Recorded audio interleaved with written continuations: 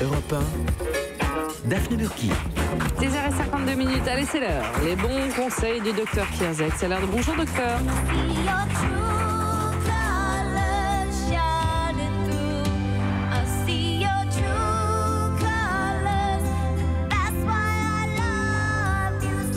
Une chanson de 1986, vous avez envie de chanter tout de suite? Ah oui, tout, mais moi je fais feu de tout bois, vous savez.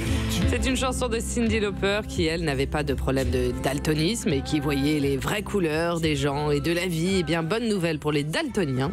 Un designer portugais, Miguel Neva, 34 ans, vient de créer un alphabet pour aider les daltoniens à identifier les couleurs. Alors, docteur, comment ça va déjà et comment ça marche? Eh bien, ça va très bien. Et les daltoniens, ils vont bien aussi, puisque c'est pas une pathologie visuelle, c'est juste une espèce d'anomalie de perception, c'est une particularité en fait, et Miguel il en avait un peu ras-le-bol de plus voir les couleurs et d'être obligé avec les crayons de couleur de demander à ses camarades, et il subissait un certain nombre de moqueries. Le daltonien, il ne voit pas les bonnes couleurs, c'est-à-dire une pomme qui est rouge ou une pomme qui est verte, il va l'avoir une espèce de teinte un peu grise, un peu fade, mais il est incapable de donner la bonne couleur parce qu'il n'a pas l'appareil visuel pour pouvoir transmettre la bonne information au cerveau. Et Miguel, ce designer, il s'est dit, comme j'en ai marre, je vais associer les couleurs à des formes. D'accord. Et il a créé une espèce d'alphabet pour remplacer les couleurs. Une couleur, le rouge par exemple, ça devient un triangle et ça lui permet d'identifier les couleurs plus facilement. Mais il y a beaucoup de daltoniens ou pas? Il y a beaucoup de daltoniens, plus de daltoniens que de daltoniennes, parce que c'est une anomalie qui est génétique, transmise par la mère, parce que c'est porté par le chromosome X. Et donc, quand ça arrive chez le garçon XY et le chromosome X étant atteint, eh bien, il devient daltonien. Ça veut dire que c'est le gène, c'est le chromosome qui code pour un gène qui est au niveau de la rétine. C'est la rétine, quand on regarde, quand on a la lumière arrive dans l'œil et elle est projetée sur la rétine. Oui. Et au niveau de la rétine, il y a des cônes qui sont chargés de la perception des couleurs. Et on a 3 types de cônes quand on n'est pas daltonien: le rouge, le vert et le bleu, qui sont les 3 couleurs primaires et qui transmettent ces informations colorées au cerveau.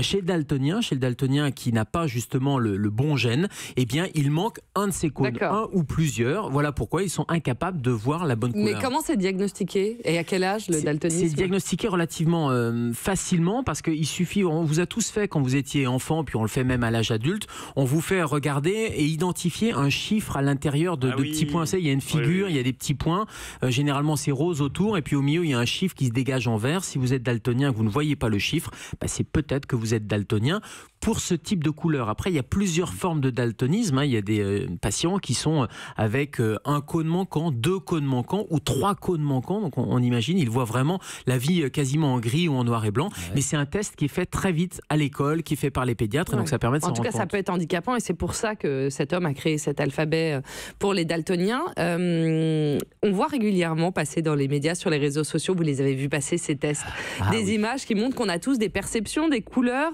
et des formes qui peuvent être différentes. Et il y a eu le fameux test de cette robe bleue et dorée ou blanche et dorée. Encore une fois, tous les internautes ne sont pas daltoniens, mais on n'a jamais réussi à comprendre si cette robe était bleue et dorée ou blanche et dorée. Comment les scientifiques expliquent ça? On l'explique par la vitesse, la perception entre l'œil et le cerveau. Et on n'a pas tous la même perception, notamment en fonction de l'éclairage. Et cette histoire de robe, vous pouvez l'apercevoir d'une certaine manière, sans avoir d'anomalie visuelle particulière, et d'autres vont l'apercevoir autrement, tout ça en fonction de l'éclairage, de la perception, de la luminosité et de l'interprétation que votre cerveau va faire de l'information visuelle. Parce qu'il faut bien voir que la vue, c'est l'œil, mais derrière, c'est surtout une conversion neurologique. Et le cerveau, il a des vitesses de traitement différentes, où il perçoit les rayons lumineux de manière différente. Juste sur l'histoire des daltoniens, vous disiez que c'est un handicap. Et oui, il y a certaines professions, bien sûr, qui sont interdites pour des gens qui sont daltoniens, mais ça peut être aussi un avantage. Pilote comme quoi, cette perception. Ouais. Oui, ou dans les travaux publics, ou dans la conduite, effectivement. Ou sommelier, si on peut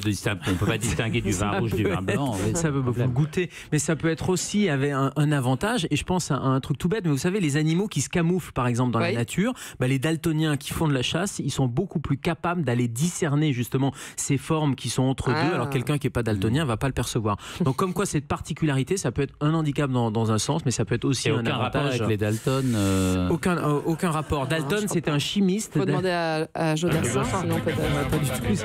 Dalton, c'est le nom du chimiste qui a découvert cette pathologie. Merci beaucoup, docteur. Merci Ariel.